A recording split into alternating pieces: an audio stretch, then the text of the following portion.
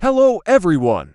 If you want to fit more content on your Honor X6e screen or make icons and text smaller, then you're in the right place. In this video, I'll show you exactly how to change the DPI on your Honor X6e using the hidden developer options. Stay with me until the end, because I'll also explain which DPI values are safe to use, how to avoid making the screen uncomfortable to use, and how to restore the original settings if you don't like the result. The whole process takes less than a minute, so let's get started.